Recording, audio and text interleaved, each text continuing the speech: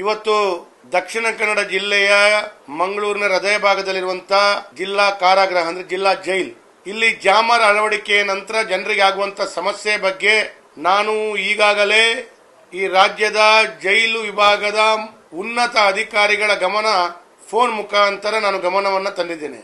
ತದನಂತರ ಜಿಲ್ಲಾಧಿಕಾರಿಗಳು, ಪೊಲೀಸ್ ಇಲಾಖೆ ಮತ್ತು ಜೈಲ್ ಸೂಪರಿಂಟೆಂಡೆಂಟ್ಗಳು ಕೂಡ ಗಮನವನ್ನು ತಂದಿದ್ದೇನೆ.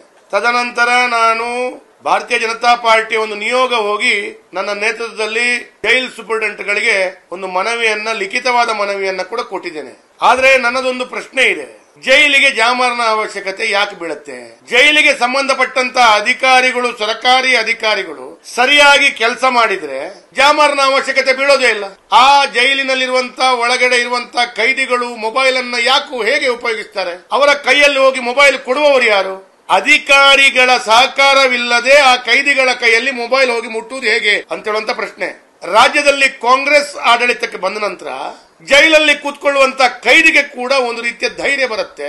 ನಮ್ಮ ರಾಜ್ಯದಲ್ಲಿ ಕಾಂಗ್ರೆಸ್ ಸರ್ಕಾರ ಇದೆ, ಈ ರೀತಿಯ ಕ್ರಿಮಿನಲ್ಸ್ ಗಳಿಗೆ ತಪ್ಪು ಮಾಡಲಿಕ್ಕೆ ಒಂದು ಆ ಧೈರ್ಯ. ಇವತ್ತು ಜೈಲಿನ ಒಳಗಡೆ ಗಾಂಜಾ, ಅಫೀಮು, ಡ್ರಗ್ಸ್ ಅದನ್ನು ಉಪಯೋಗಿಸುವುದು ಮಾತ್ರವಲ್ಲದೆ ಅದರೊಟ್ಟಿಗೆ ಹಲವು ಅಹಿತಕರಗಳ ಘಟನೆಗಳು ಆಗ್ತಾ ಇರುವಂತದ್ದನ್ನ ನಾವು ಕಾಣ್ತೇವೆ. ಇದಕ್ಕೆಲ್ಲ ಕುಮ್ಮುಕ್ಕು ಮತ್ತು ಧೈರ್ಯ ಜೈಲಿನ ಒಳಗಡೆ ಇರುವಂತಹ ವ್ಯಕ್ತಿಗಳಿಗೆ ಯಾರಿಂದ ಬರ್ತದೆ ಅಂತ ಹೇಳಿದ್ರೆ ಆಡಳಿತದ ಪಕ್ಷದ ಕಾಂಗ್ರೆಸ್ನ ಕಾರ್ಯವೈಖರಿ, ಅವರು ನಡೆಸಿದಂತ ಆಡಳಿತದ ರೀತಿ. ಬಹಳ ದೊಡ್ಡ ರೀತಿಯಲ್ಲಿ ಘನಘೋರ ತಪ್ಪನ್ನ ಮಾಡಿದಂತ ವ್ಯಕ್ತಿಗಳ ಕೇಸನ್ನ ಅವರು ಹಿಂಪಡ್ಕೊಳ್ತಾರೆ. ಅದು SDPI ಇರಬಹುದು ಅಥವಾ ಇನ್ನಿತರ ಈ ರೀತಿಯ ಬಹಳ ದೊಡ್ಡ ರೀತಿಯ ಅಪರಾಧ ಜಗತ್ತಿಗೆ ಬಹಳ ದೊಡ್ಡ ರೀತಿಯ ತಪ್ಪನ್ನ ಎಸಗುವಂತ ವ್ಯಕ್ತಿಗಳ ಕೇಸನ್ನ ಹಿಂಪಡ್ಕೊಂಡ್ರೆ ಅವರಿಗೆ ಈ ರೀತಿ ಮಾಡುವಂತ ಧೈರ್ಯ ಬರುತ್ತೆ.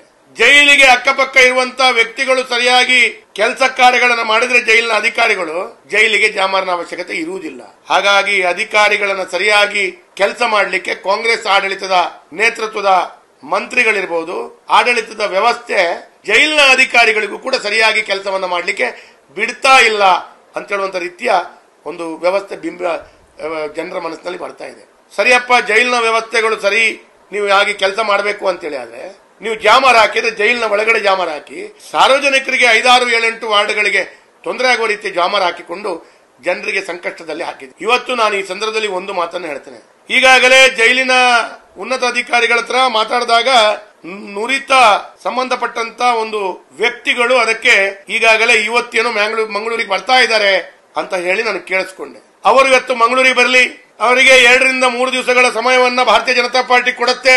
ಕಾಂಗ್ರೆಸ್ನ ಆಡಳಿತದ ದುರ್ದಾಡಳಿತ ನಮಗೆ ಯಾವ ರೀತಿಯಲ್ಲಿ ಇದೆ ಅಂತ ಕೇಳಿದ್ರೆ ಅವರ 3 ದಿವಸದ ವ್ಯವಸ್ಥೆಯಲ್ಲಿ ಅದನ್ನು ಸರಿಪಡಿಸಿ ಮಂಗಳೂರಿನ ಎಲ್ಲ ಆಚೆಪಾಚೆ ಇರುವಂತಹ ವಾರ್ಡುಗಳಿಗೆ ಆಗುತ್ತಿರುವಂತಹ ಜಾಮರ್ನ ಸಮಸ್ಯೆಗಳನ್ನ ಅವರು ಸರಿಪಡಿಸಿಲ್ಲ ಅಂತೇಳಿ ಆದ್ರೆ ಭಾರತೀಯ ಜನತಾ ಪಾರ್ಟಿ ನಮ್ಮ ನೇತೃತ್ವದ ಕಾರ್ಯಕರ್ತರು ಜೈಲ್ ಹತ್ರ ರಾಸ್ತಾರೋಕೋ ಮಾಡುವುದಲ್ಲದೆ ನಾವೇ ಜೈಲ್ ಒಳಗಡೆ ನುಗ್ಗಿ ಆ ಜಾಮರನ್ನ ತೆಗಿಬೇಕಾದಂತ ಅನಿವಾರ್ಯತೆ ಇದೆ.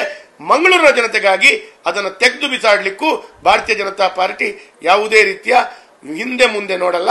ಅದಕ್ಕಾಗಿ ಆ ಸಮಸ್ಯೆಗಳನ್ನ 3 ತಾರೀಕಿನ ಒಳಗಡೆ ಸರಿ ಮಾಡಿ, ಇಲ್ಲದಿದ್ದಲ್ಲಿ 4ನೇ ತಾರೀಕಿಗೆ ನಾವು ಇದನ್ನ ಮಾಡುವರಿದ್ದೇವೆ ಅಂತ ಮಾತನ್ನ ಹೇಳಿ